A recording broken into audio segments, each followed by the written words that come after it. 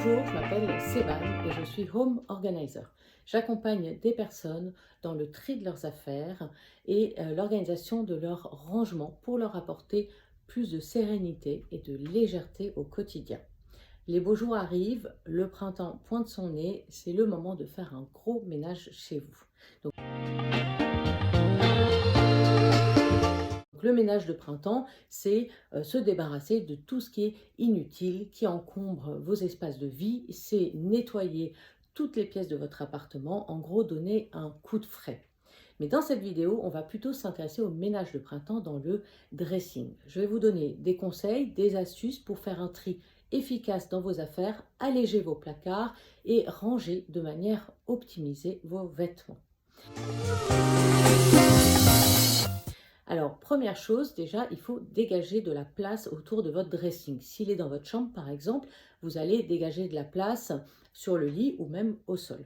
Ensuite, il faut avoir des sacs poubelles pour tout ce qui est à recycler ou à jeter, des sacs pour les affaires à donner, des sacs pour les affaires à vendre et enfin un sac pour les affaires qui nécessitent réparation, doivent aller au pressing ou être tout simplement relavées. Ensuite, vous allez sortir pour trier, vous allez vraiment vider tous vos espaces de rangement. Et je dis bien tous vos espaces de rangement et sortir également les affaires de la saison à venir qui étaient peut-être rangées ailleurs. Donc, vous allez nettoyer également vos espaces de rangement, profitez-en, passez un coup d'aspirateur s'il y a beaucoup de poussière ou un coup de lingette microfibre avec un mélange d'eau-vinaigre, c'est très bien aussi. Ensuite, vous allez trier vos affaires catégorie par catégorie. D'abord les hauts, les pulls, les t-shirts, les sous-vêtements, ensuite les bas, les manteaux et finir par les accessoires et les chaussures.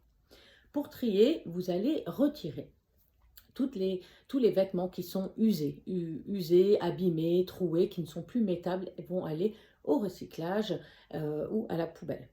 Ensuite, vous allez retirer tous les vêtements qui ne sont pas à votre taille, qui sont trop petits, trop grands, que vous gardez au cas où, mais finalement qui prennent une place inutile dans votre dressing. Les vêtements aussi qui ne correspondent pas à votre style de vie, que vous n'avez finalement jamais l'occasion de porter. Des vêtements aussi qu'on vous a offerts. Alors si c'est des vêtements souvenirs qui ont une attache émotionnelle, dans ce cas-là, vous pouvez les sortir du dressing et les mettre dans une boîte souvenir. C'est pareil, si vous ne les portez pas, ils n'ont pas à être dans votre dressing. Voilà, donc tout vraiment les vêtements que vous ne portez pas, que vous n'aimez pas, qui ne sont pas pratiques pour votre vie au quotidien. Quand vos sacs sont remplis de toutes les affaires que vous ne gardez pas, ou jeter, ou donner, ou vendre. Alors, pour jeter, recycler, vous avez des bornes relais dans pas mal de quartiers. Il suffit de mettre vos affaires dans des sacs poubelles de 30 litres maximum et de les y déposer. Pour donner à des associations, vous avez Emmaüs, la Croix-Rouge, le Secours catholique, le Secours populaire. Pensez aussi aux associations qui sont à proximité de votre domicile où vous pouvez très bien donner à votre entourage. Vendre est un choix. Vendre, ça vous prend du temps. Donc, les affaires restent en général plusieurs semaines chez vous, donc elles ne sortent pas de votre dressing. Il faut prendre des photos, répondre aux questions, se déplacer pour poster ses colis. À vous donc de choisir de vendre ou pas. Vous avez des applications par exemple comme Vinted pour vendre vos vêtements. Mais vous avez aussi Jaio.fr qui est un vide dressing en ligne très pratique puisqu'il se déplace chez vous pour chercher vos affaires en bon état et les vendre à votre place. Donc il s'occupe de tout, de prendre des photos, de mettre les prix et de les vendre pour vous. Alors, comment ranger maintenant vos affaires? Quand je vous dis de tout sortir de vos placards, c'est parce que ensuite vous allez vous rendre compte des affaires qu'il vous reste à ranger et vous allez peut-être réorganiser différemment les rangements dans votre dressing actuel. Première chose qui est essentielle, si vous pouvez le faire, si vous avez un grand dressing, c'est de ranger toutes vos affaires de toutes les saisons au même endroit. Ça vous permet d'avoir une visibilité beaucoup plus claire et d'éviter les achats inutiles au changement de saison. Si vous avez donc une penderie aussi assez grande, suspendez au maximum vos affaires Pareil, vous voyez tout en un coup d'œil, c'est facile de se servir quand elles sont sur cintre et vous pouvez les ranger par catégorie ou par couleur, voilà. Ensuite, ce qui est essentiel, bien sûr, dans le rangement, c'est de ranger par famille. Donc, tous les hauts ensemble, les t-shirts ensemble, les pulls ensemble, les pantalons ensemble, etc., etc. Donc, c'est le seul moyen, finalement, de garder de l'ordre et surtout de retrouver vos affaires. Donc, si vous avez des étagères, comme j'ai derrière, vous pouvez faire des piles, mais pas trop hautes. Suivant la hauteur de vos étagères, 4-5 pulls maximum. Pourquoi? Parce que si vous prenez un vêtement et que la pile va être trop haute, vous allez faire tout dégringoler et ça ne va pas être pratique. Donc, des petites piles. Sinon, vous avez des boîtes de rangement comme ceci dans lesquelles vous pouvez ranger vos vêtements à la verticale, façon Marie Kondo, en pliage donc en 3 parties ou même roulé, et pensez bien à étiqueter vos contenants pour savoir ce qui s'y trouve. Voilà, donc vous avez aussi les sacs à main que vous pouvez ranger comme ceci, les uns à côté des autres. Voilà, faites en fonction de vos rangements que vous avez à la maison.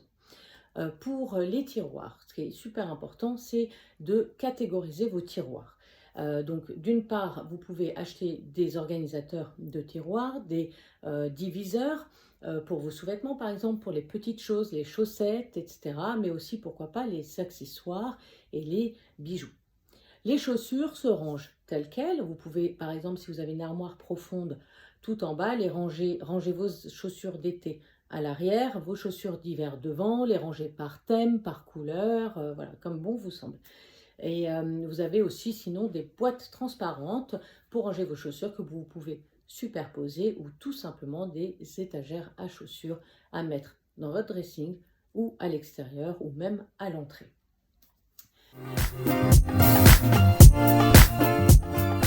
Maintenant, pour garder un dressing aéré et allégé, il faut changer ses habitudes de vie et ses habitudes de consommation. Déjà, remettre toujours à la bonne place le vêtement. Voilà. Ranger votre t-shirt dans la pile t-shirt, dans le panier t-shirt, et le faire régulièrement. Ensuite, lorsque vous achetez un nouveau vêtement, vous devez en retirer un de votre garde-robe. C'est le seul moyen de ne pas vous encombrer à nouveau. Choisissez aussi ce que l'on vous donne. Quand on vous donne des vêtements, sachez dire non. Décidez de garder ce qui vous correspond, qui correspond à votre style, à votre morphologie. Est-ce que vous allez vraiment le porter? Voilà, donc sachez aussi refuser pour ne pas vous encombrer.